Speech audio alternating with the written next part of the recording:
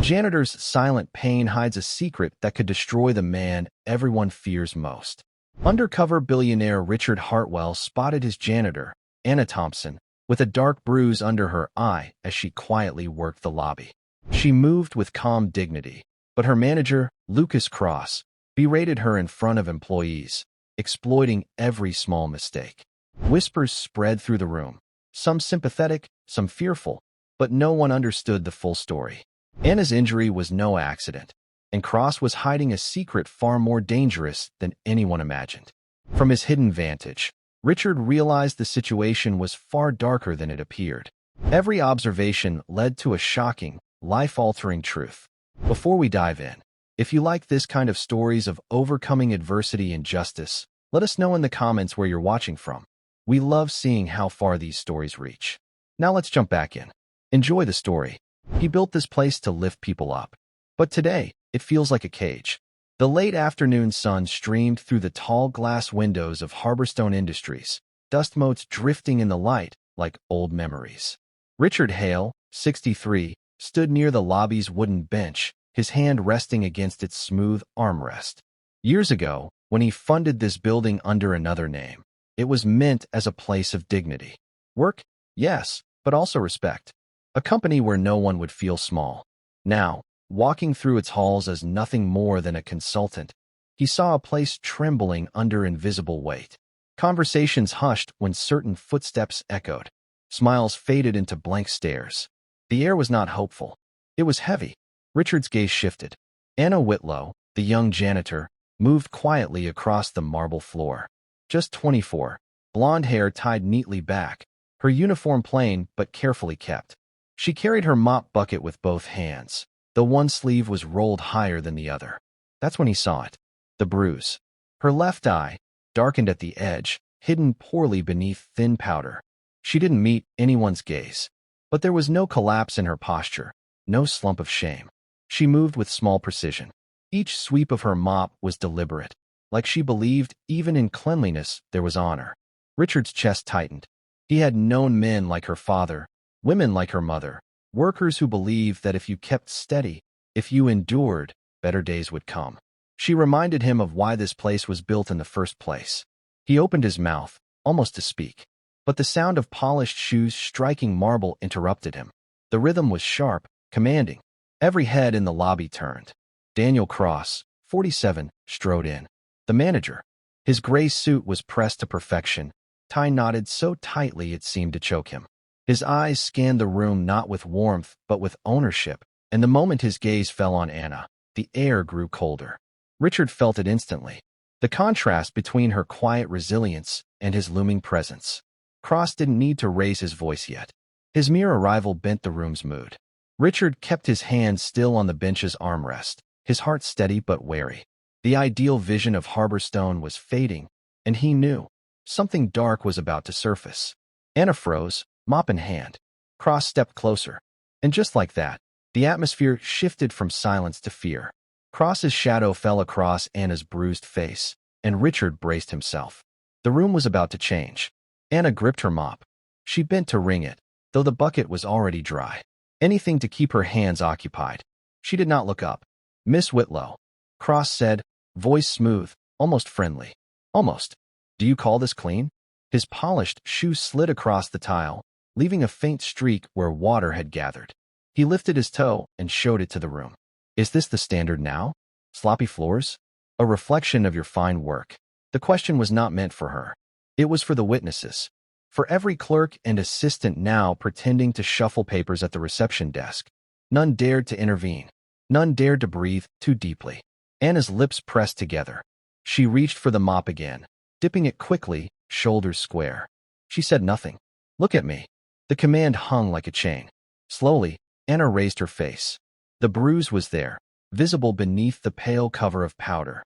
Cross's gaze lingered on it, then sharpened into a cruel smirk. That explains it. Rough night, was it? Perhaps your vision's been affected. That would account for this careless work." A few nervous coughs broke the silence, quickly suppressed. One woman at the front desk lowered her head, pretending to scribble notes. Richard felt heat rise in his chest. His knuckles whitened against the bench's armrest. He wanted to speak. to cut through the venom laced in Cross's tone. But he remained still, his role demanding patience, his disguise demanding silence. Anna swallowed. "I'll clean it again," she whispered. Her voice barely carried, but it was steady. "Do that," Cross said. He leaned closer, his words meant only for her, though Richard was near enough to hear. "And remember, mistakes have consequences. You wouldn't want another reminder." His eyes flicked to her bruise before turning away. The words sank heavy into the air. A warning. A claim. A private truth disguised as public correction. Cross straightened, smoothing his tie with deliberate ease. He cast one last look around the lobby, ensuring every eye had seen his dominance, then strode toward the elevator. The door slid shut. Only then did the employees exhale, as if surfacing from underwater. Richard remained frozen. Anna bent back to her mop, her silence more telling than any protest could be. The elevator chimed, and the lobby slowly stirred back to life. But Richard knew the bruise was no accident, and the fear here ran deeper than unwashed tiles. Anna kept her head bowed, mopping the same spot until the streak vanished. Richard watched.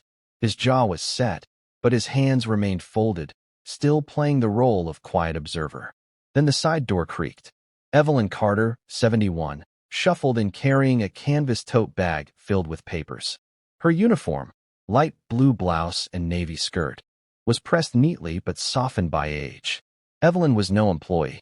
She was a retired secretary who visited often, volunteering to sort documents for the archives.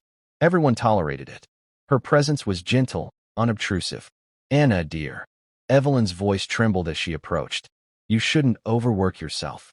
That I needs rest." Anna's shoulders tensed, but she quickly straightened. "I'm fine, Miss Carter. Just finishing this section."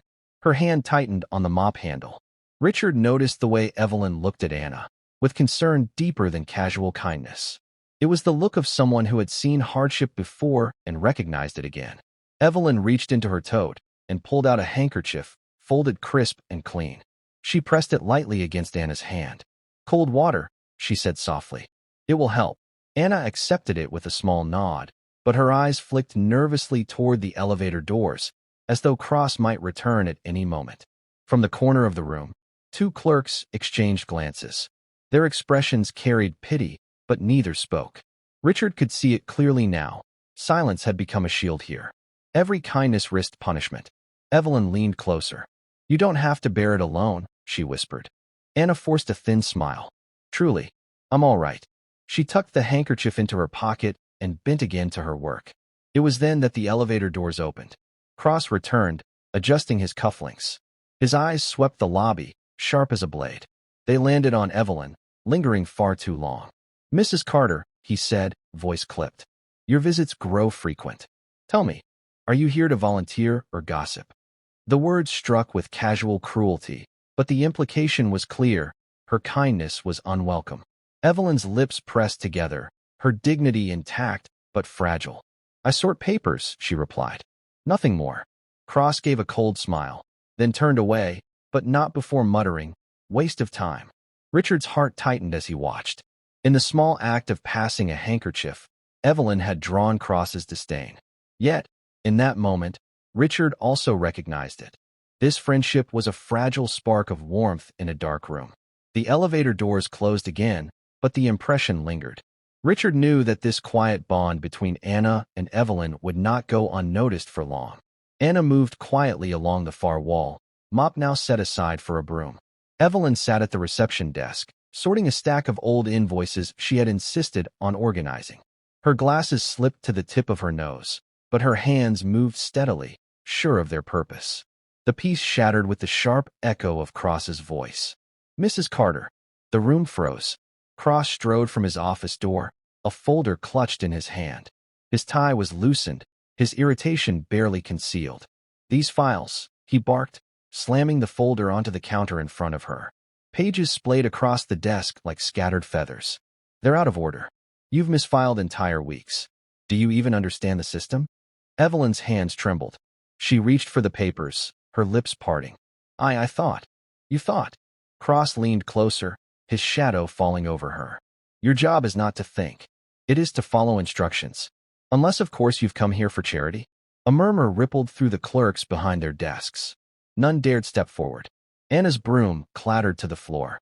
She crossed the lobby quickly, her blonde hair slipping loose from its tie. She placed herself between Evelyn and Cross, shoulders squared, voice steady despite the tremor beneath. "Please," she said, "don't speak to her like that. She's helping, and she's doing it for free." The silence thickened. Richard's pulse quickened as he watched. For Anna, it was an open act of defiance. Cross's face tightened, the calm mask slipping. His voice rose. "Defending incompetence now, are we? Perhaps that explains the filth you call work." He pointed toward her bruise, eyes narrowing. "Or perhaps this is why no one takes you seriously." A few gasps broke the silence. Evelyn reached out as if to hold Anna's hand, but Anna stood firm.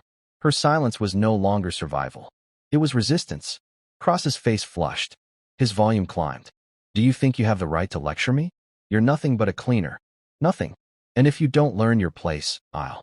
His words were cut short by the sudden sound of papers spilling to the floor. Evelyn had tried to stand, her frail legs unsteady under the weight of the moment. The shock, the noise, the fury, it was too much. She staggered, one hand clutching her chest. "Evelyn!" Anna cried, reaching out just as the older woman collapsed to the ground. Chaos surged. Clerks scrambled from their desks.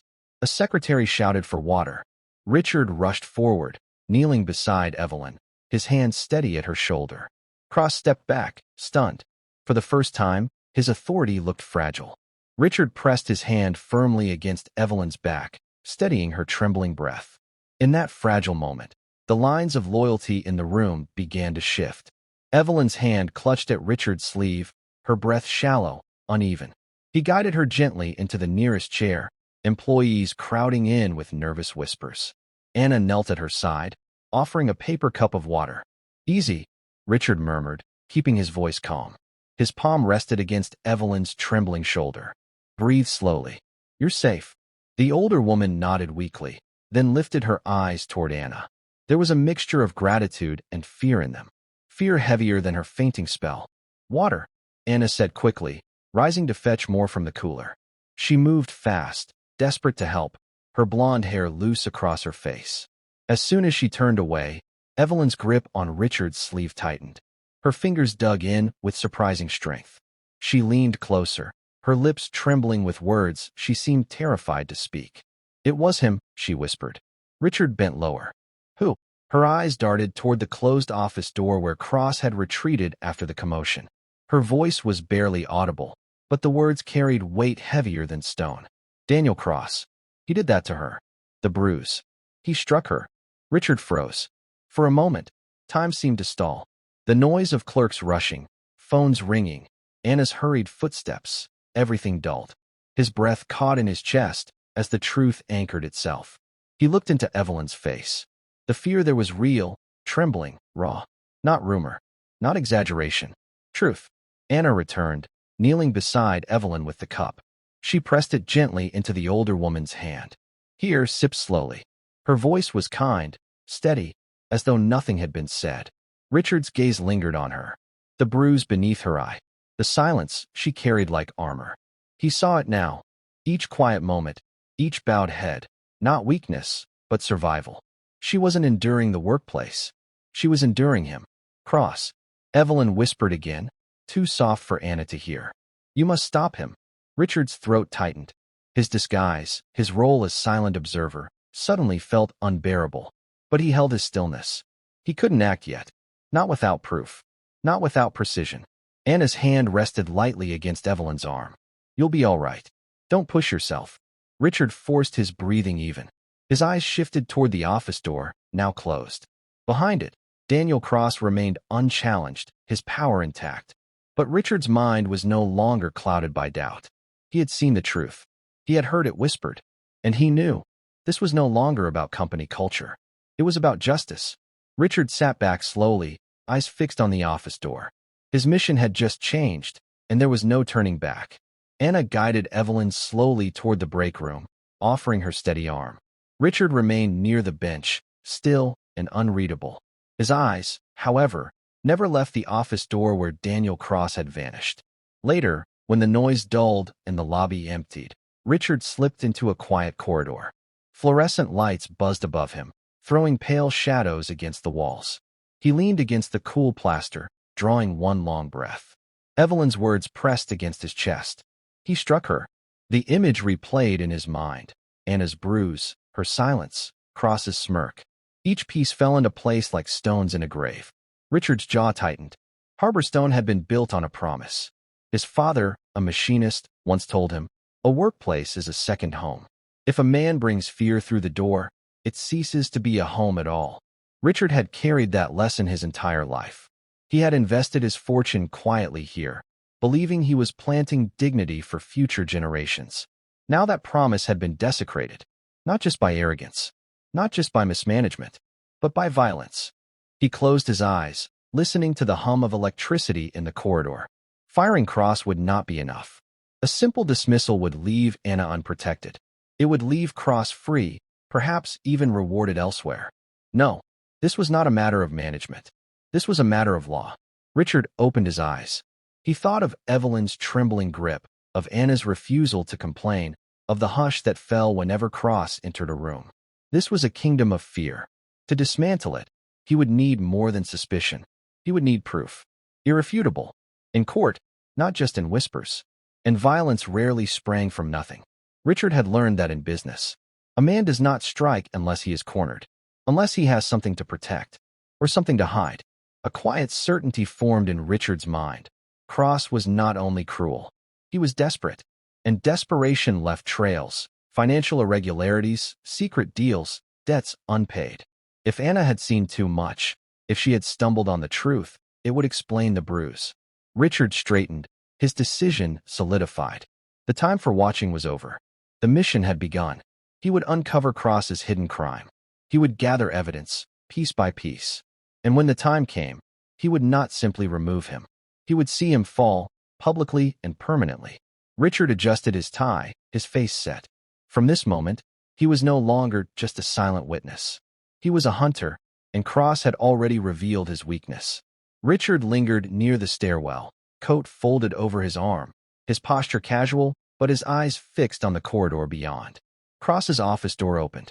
The manager stepped out, his suit jacket draped over one shoulder, tie loosened. His polished control from earlier seemed worn thin. He glanced both directions before slipping toward the rear exit, his pace quick, determined. Richard followed at a distance, silent as a shadow. Outside, the evening air pressed cool against the stone facade. Cross walked fast, heading not for his car, but toward the alley behind the loading dock. There, beneath the dim glow of a single security light, a man waited. He was tall, rough around the edges, dressed in a dark overcoat that looked too heavy for the season. His hands stayed buried in his pockets.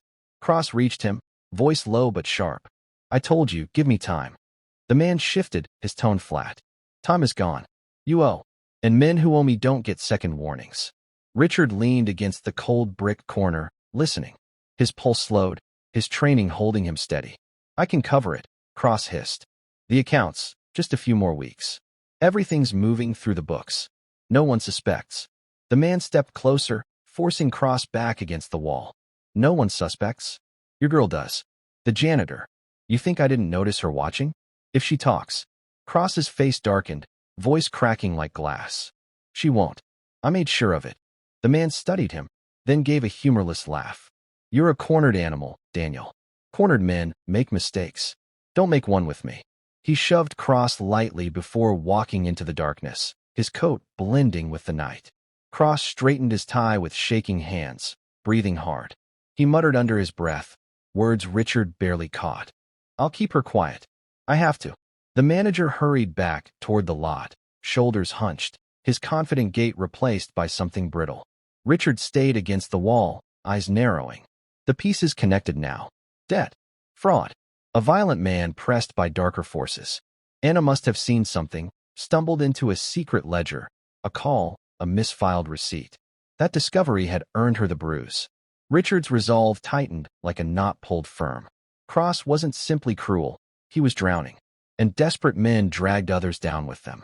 Richard stepped back into the shadows, his mind sharpening. To stop Cross, he would need someone inside, an ally who could open the locked doors.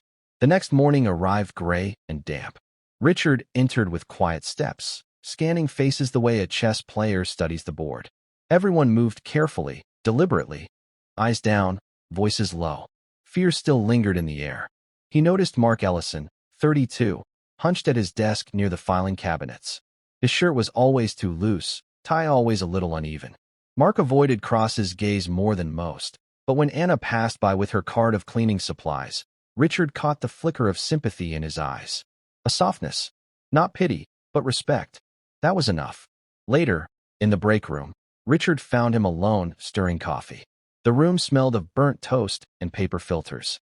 Richard poured himself tea, let the silence stretch, then spoke in an even tone. Rough place to work. Mark gave a small, wary shrug. Depends who's watching. He glanced toward the door. Richard stirred his cup slowly. I've seen how you look out for her. Mark's hand froze on the spoon. His eyes narrowed slightly. Don't know what you mean. You do, Richard said softly, without accusation. You're careful, but you notice. That tells me something. Mark exhaled, leaning against the counter. His voice dropped. Notice gets people in trouble around here. Richard met his gaze steadily. And silence keeps people hurt. He let the words settle. I'm not asking you to shout. I'm asking you to help me see what's hidden. That's all. Mark's jaw tightened. He turned his cup in his hands, wrestling with the weight of choice. If he finds out.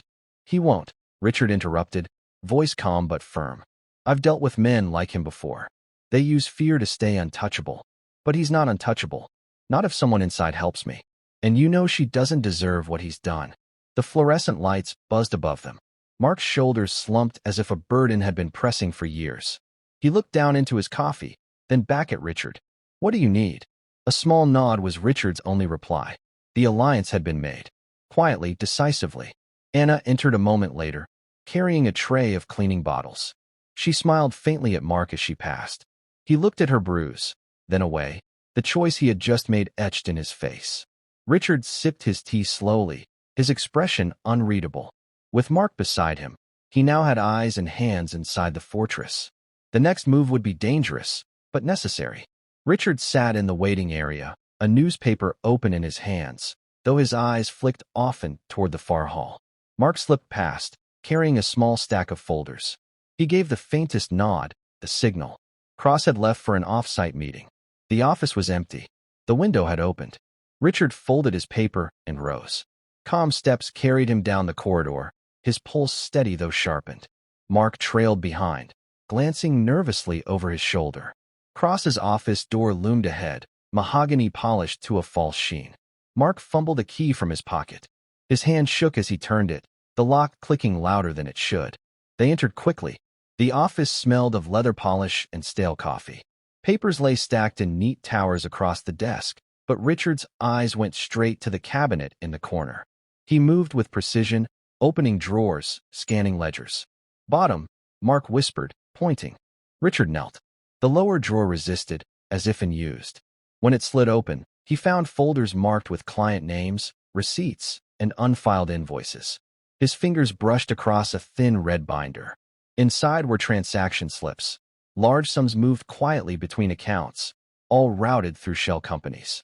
Embezzlement, Richard murmured. He snapped photographs with a discreet pocket camera, page after page, methodical and swift. Mark kept watch at the door, sweat beading at his temple. Hurry, he muttered. Richard slid the binder back, closed the drawer, and straightened the stacks as he'd found them. He checked the desk next, scanning quickly through email printouts. One caught his eye, Anna's name, scribbled in Cross's handwriting beside a note. Possible risk. Watch closely. He folded it carefully into his pocket. Proof of motive. Just then, footsteps echoed in the corridor. Mark's face blanched. He's back. Richard closed the drawer quietly, adjusted the chair's angle by memory, and gestured to the side door. They slipped into the adjoining supply closet just as the office door opened. Through a narrow crack, Richard saw Cross enter, muttering into his phone. I told you, the money's coming. Don't call me here again. He tossed his jacket onto the chair, pacing. His back turned.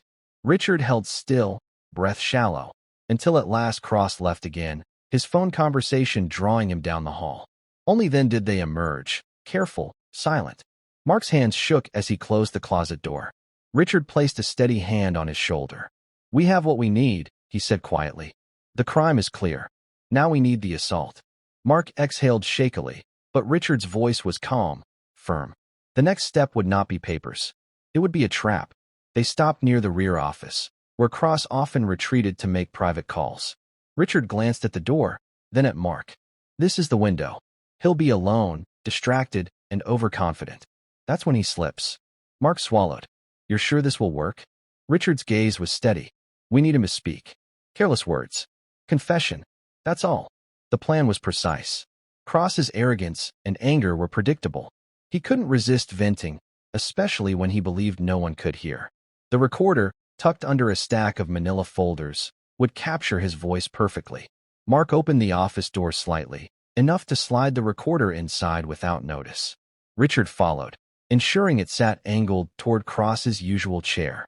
Every detail mattered. He adjusted the folders so they appeared untouched, just part of a routine office day. Cross's footsteps echoed down the corridor. He entered, tossing his jacket onto the chair with a careless flourish. His tie was crooked, sleeves rolled. Richard and Mark slipped out silently, pressing themselves against the wall just beyond the sight line. Cross muttered to himself as he fumbled with the desk drawers. If she knew, it would ruin everything. Richard's pulse remained steady. The trap was set. Every movement, every word, now relied on patience. Mark glanced at Richard. He's pacing too much. Richard shook his head slightly. Let him. Nervous energy makes people talk. Cross pulled out a set of papers, flipping through quickly. I had no choice. She saw the numbers. Couldn't risk it. Now she's handled. His voice dropped to a whisper, almost conspiratorial. I made sure she'd learn her place. Richard's grip on the wall tightened. This was it, the confirmation they needed. Cross admitted it aloud. The violent act, the motivation, all captured without confrontation. Richard gave Mark a subtle nod. The device was secure. Evidence undeniable. The hallway remained quiet. Only the faint hum of the office lights above them marked the passage of time. Richard exhaled slowly, letting the tension drain. We wait now? Patience. He'll fill in the rest himself. Mark leaned back against the wall, exhaling shakily. Feels too easy. Richard allowed a small, almost imperceptible smile. Justice is rarely easy, but it's precise. That's enough. The trap was in place. All that remained was the waiting. The moment when Cross would unknowingly provide the final link between his hidden crime and his assault. Richard and Mark waited just beyond the corridor, hidden but attentive. Every footstep echoed too loudly in their minds. Each creak of floorboard a potential alarm. Inside, Cross leaned back in his chair, jacket draped over the desk, sleeves rolled. He dialed a number on his phone, muttering low at first. Richard's ears sharpened. Yes, I did what I had to. Cross said, voice tight with impatience. The janitor. She saw something she shouldn't have. I couldn't let it go. I made her pay just once. Richard's jaw clenched, but he remained still. The recorder under the stack of folders captured each word, each inflection of menace. There's no one else. Cross continued, pacing slowly now. Nobody would notice. But if she tells anyone, it's over. The transfers, the accounts, everything. I can't risk it. Mark's hand brushed against Richard's arm, subtle but anxious. Richard shook his head slightly. Let it run. Let him confirm every connection. Cross's tone hardened, almost a whisper of triumph. She's lucky. I only needed to scare her. One bruise, one warning. That's all. And now she knows her place. Richard's mind cataloged it. Motive, act, confession, everything on record. His pulse remained steady, each word slicing cleanly through the fog of uncertainty. Cross hung up, muttering to himself about paperwork and deadlines. He leaned back, satisfied, unaware of the device recording his every syllable. Richard glanced at Mark. It's done. We have it all. Mark exhaled, a mixture of relief and disbelief. All of it. The reason, the assault. Richard nodded once. Every detail we need. No ambiguity. No interpretation. Direct admission. The two men remained in silence, waiting until Cross left the office to check on other parts of the building. Then, quietly, they retrieved the recorder. Richard tapped it, confirming the files were intact. The weight lifted slightly from Richard's shoulders. After days of careful observation, careful patience, the final piece was in hand.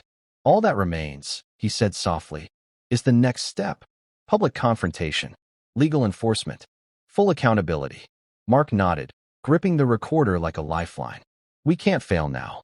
Richard allowed a small, composed smile. We won't. Justice isn't about speed. It's about precision. With the confession secured, Richard turned toward the lobby, planning the methodical, public reckoning that would expose Cross completely and protect Anna. The next morning arrived quiet, almost ordinary. Yet Richard moved with purpose, aware that the day would end far differently than it had begun. In his private office, he made a series of deliberate phone calls. The first was to law enforcement. He provided them with the evidence, the embezzlement documents, the audio recording of Cross's confession, and a detailed account of the assault. He scheduled their arrival for a precise hour, ensuring that every step would coincide with the unfolding confrontation. Next, he called the corporate headquarters. His tone was calm, professional, but carried a weight impossible to ignore. He informed them of the situation, the danger Cross posed, and the plan to secure the building safely. They were to arrive promptly once law enforcement was on site, closing any avenues of escape or obstruction. Finally, Richard reached Mark. He briefed him quietly in the supply room, keeping his voice low but firm. Stick to the plan. Be alert, but don't interfere unless necessary. Timing is everything. Mark nodded, swallowing hard. He understood. With the calls complete, Richard took a long moment to review the evidence laid out before him on the desk. Folders neatly stacked, photographs labeled, the recorder tucked safely in a small case. Each piece was vital, each accounted for. Precision had been his ally from the start, and now it would secure justice. He adjusted his jacket, smoothing his sleeves. Today, he would enter the lobby not as the quiet observer, not as a silent consultant. Today, he would step into his role as guardian, the presence that would command attention and reclaim control. Richard glanced at the clock. Minutes ticked down, each one heightening the tension. He allowed himself a small exhale, grounding his thoughts. This was not spectacle. This was measured. Each action, each movement, would reinforce authority without chaos. Mark arrived, carrying the manila folders that would serve as a believable cover, just another routine delivery. Richard nodded to him, the silent signal that everything was in place. He paused, looking out over the lobby. Anna was at her station, calm, steady, unaware of the final steps being taken to secure her dignity and safety. Evelyn's soft smile from across the room reminded Richard why he had undertaken this mission, to protect those overlooked, underestimated, and silenced. Richard straightened one last time, the weight of preparation settling into a quiet confidence. Soon, he would re-enter the lobby in full presence, ready to confront Cross and bring the situation to its inevitable reckoning. Cross moved through the space as usual, tie slightly crooked, polished shoes tapping against the tile. He carried himself with the same arrogant certainty, glancing over Anna as she cleaned a streak of floor near the corner desk. He smirked slightly, thinking she remained entirely under his control. Anna's hands worked steadily, her posture upright, her eyes focused on her task.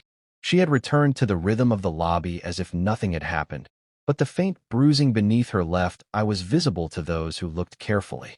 No one dared comment, and she said nothing. Her dignity was quiet but undeniable.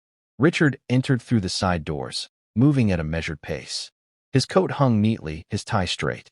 He chose his position deliberately, at the intersection of the main walkway and reception, where he could observe everything and be seen in turn. Mark lingered discreetly near the supply closet, keeping an eye on the office door. He gave Richard a subtle nod, confirming that all preparations had been carried out flawlessly. The recorder was in place, law enforcement and corporate officials were on schedule, and the room itself held the usual pattern of calm that Cross trusted implicitly. Cross, unaware, approached the desk where Anna worked. His tone was casual, almost dismissive. Make sure that area is spotless. I don't want excuses. Anna nodded slightly, eyes calm, returning to her task without a word. Richard observed, noting the predictable arrogance in Cross's body language, the way he assumed compliance without pause. A few clerks glanced nervously toward Richard, sensing his presence but not understanding its weight. Their tension shifted subtly. Hope flickered, unspoken but present. Richard caught Anna's eye briefly. She acknowledged him with a slight tilt of her head, quiet recognition passing between them. No words were necessary. They understood the rhythm, the strategy. Cross straightened after issuing his command, unaware that the next steps had been carefully staged.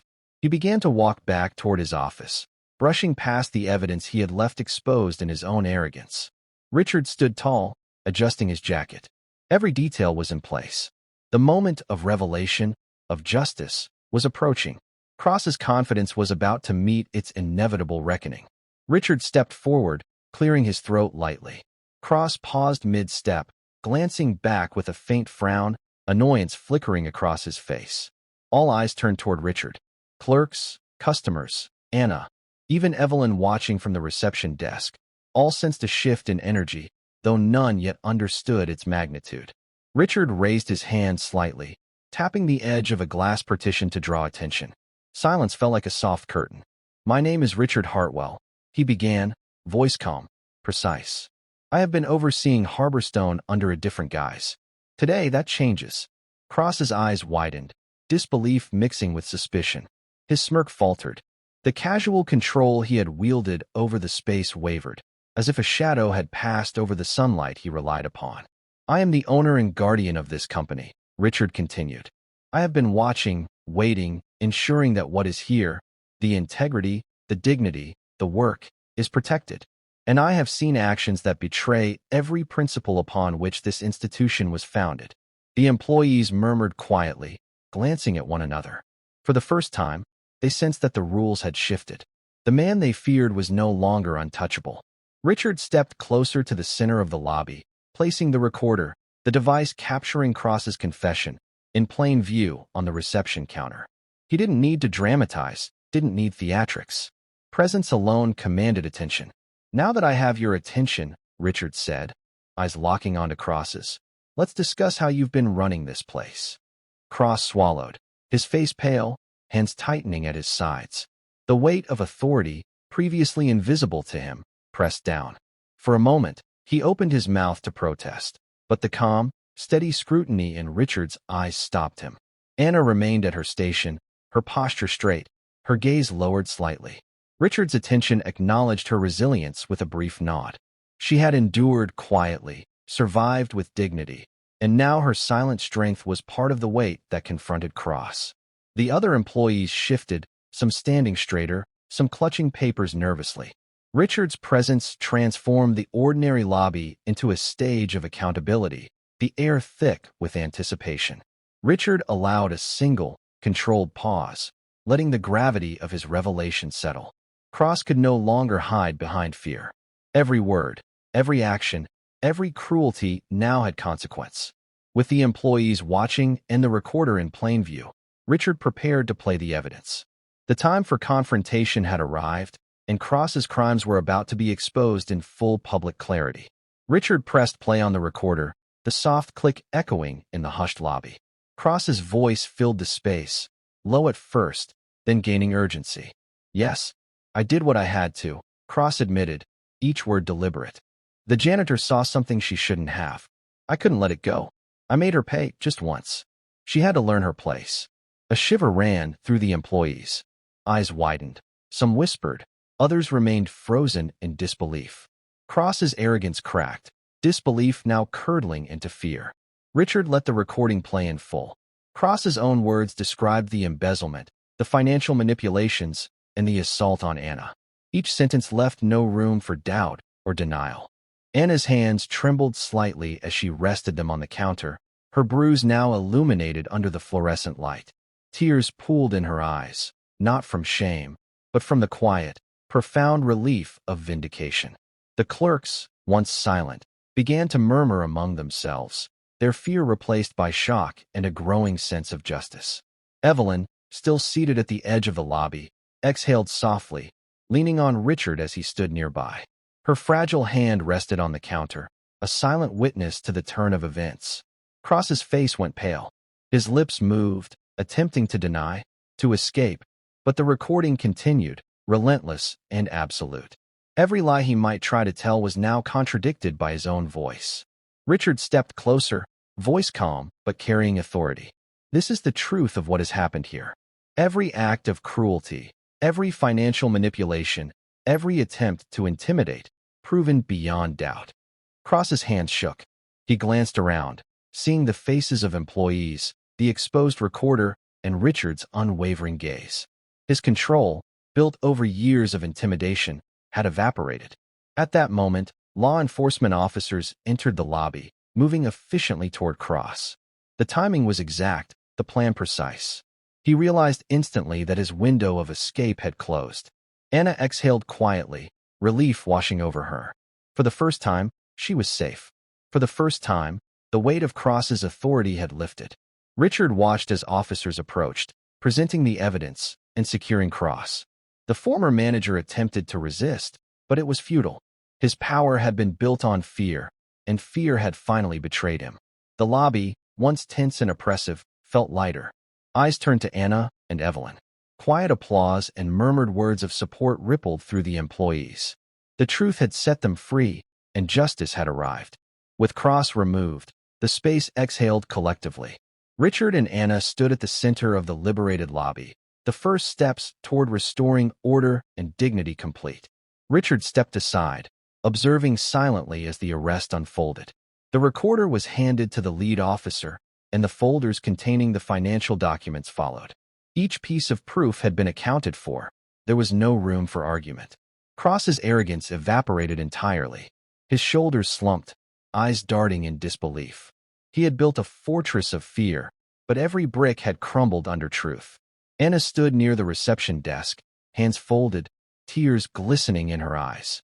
She had endured the abuse quietly, survived the public humiliation, and now the truth cleared her completely. The bruise beneath her eye, once a mark of fear, was now a symbol of resilience. Employees began to emerge from their stations, expressions shifting from relief to admiration. A few offered quiet words of encouragement to Anna. One by one, the murmurs of support grew. "You've been strong," whispered a clerk. "We knew you could handle it." Evelyn, seated with Richard nearby, reached out and touched Anna's hand. "You've held your dignity," she said softly. Through it all, Cross, cuffed and led toward the exit, attempted one last protest, a feeble claim of misunderstanding, but the officers ignored him. His crimes were indisputable. The assault, the embezzlement, the intimidation, all laid bare for everyone to see. Richard finally approached Anna, placing a steadying hand on her shoulder.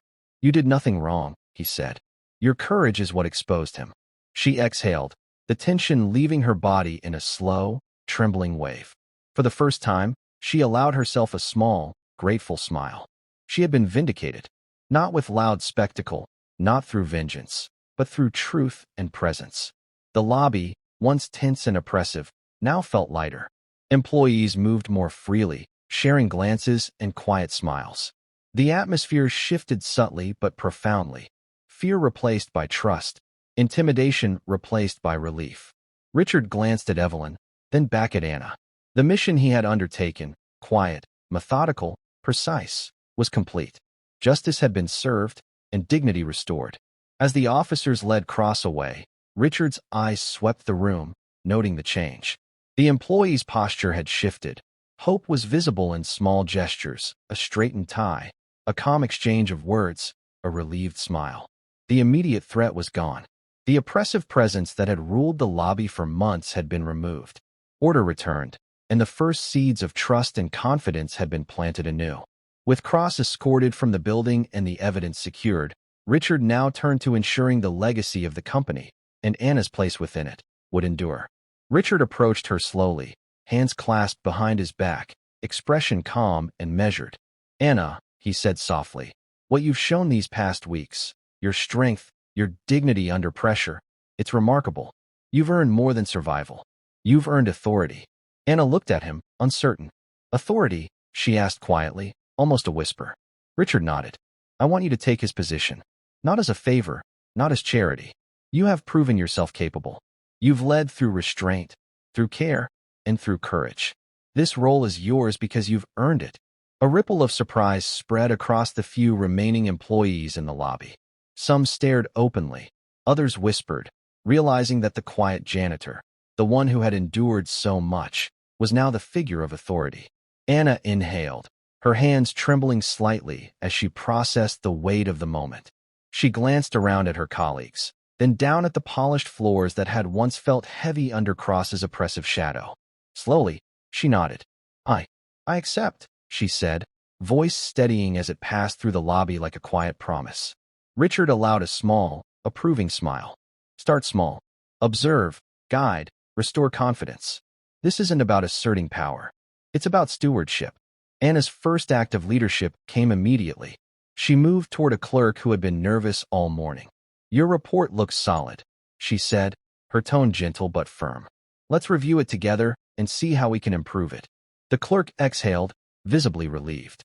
Confidence returned in subtle gestures, straightened posture, calmer expressions, quieter smiles. Richard observed from a distance, noting the immediate shift in energy. Leadership, when rooted in integrity and empathy, was contagious.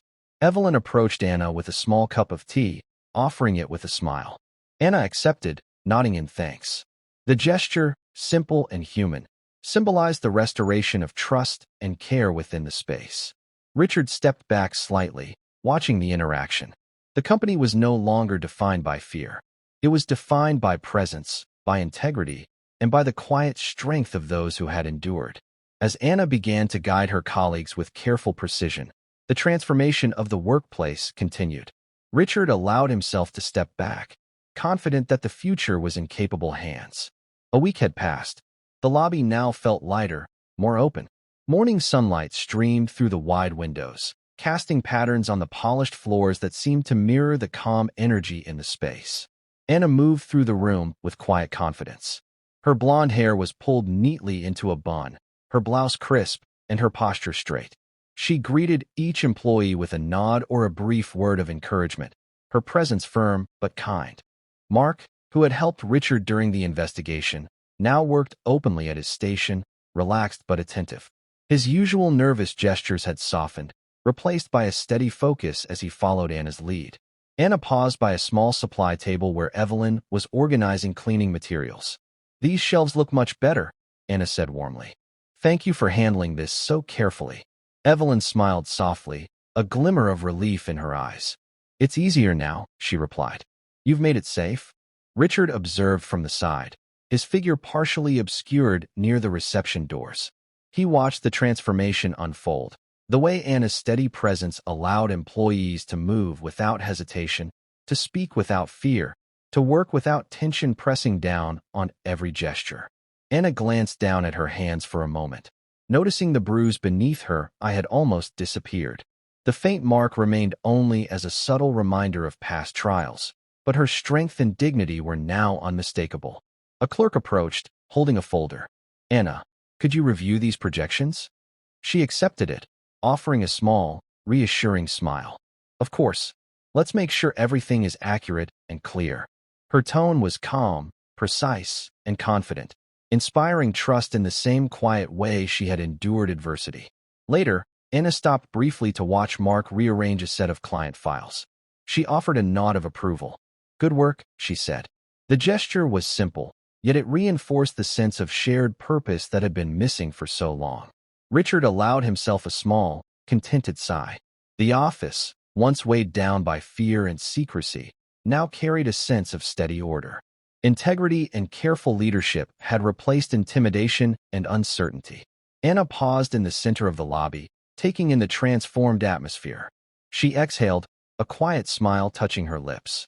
The space was alive again, not because of authority enforced through fear, but through empathy, skill, and the quiet resilience she had shown every day. With the environment thriving under her guidance, Richard stepped back further, watching his mission bear fruit. Anna's leadership was no longer tentative, it was fully realized. Richard lingered near the entrance, his figure partly obscured by the tall glass doors.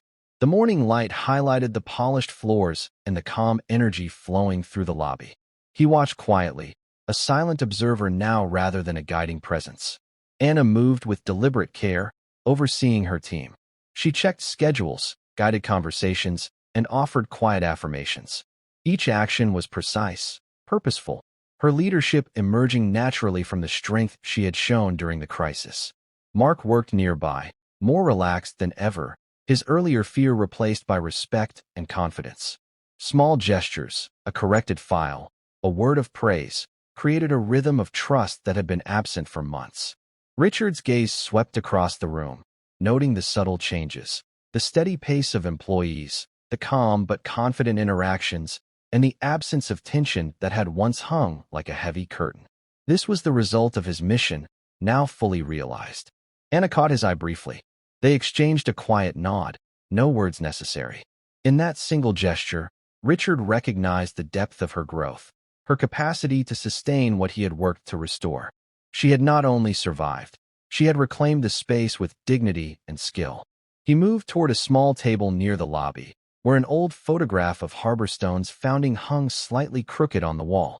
Richard reached up and straightened it, a symbolic act of alignment, of legacy restored. The company was now in hands capable of honoring its history and guiding its future. The employees continued their work, unhurried but focused. Anna's voice carried softly, instructions given with clarity and respect. The oppressive shadow of Cross's mismanagement had vanished entirely, replaced by a presence that fostered integrity, patience, and quiet confidence. Richard allowed himself a brief smile. This was what he had come for, to protect, to witness, and to ensure that the institution he cared for would endure. The immediate danger was gone. The leadership was secure. The lessons of courage, resilience, and truth had been internalized and would continue to guide the company. He stepped back further, blending into the background. The Guardian's role was no longer necessary. His presence was now optional, his mission complete. Anna's leadership, built on strength, empathy, and quiet perseverance, was enough to sustain Harborstone. Richard paused for one last look at the thriving lobby. The sunlight caught the polished surfaces, glinting off the walls and desks. Everything was in order. Everything was right. With the environment stable and Anna fully in command, Richard could finally leave the space with confidence, knowing the legacy of justice, integrity, and quiet strength was secure. Harborstone had returned to life, not through fear, but through the integrity and care of those who now led it. Anna moved through the space with quiet authority, checking schedules, guiding conversations, offering soft words of encouragement. Each gesture was purposeful, deliberate, and infused with the dignity she had earned through months of endurance. Her presence commanded respect without intimidation, proving that true leadership was rooted in character, not control. Employees worked with confidence. Mark filed documents efficiently, a subtle smile marking the ease of his restored trust. Evelyn moved through the supply area, her careful hands arranging tools with precision. Even small actions carried a new weight of dignity, as though each person understood that their contributions mattered, that they were now part of something larger and just. Richard observed from the threshold, blending into the background.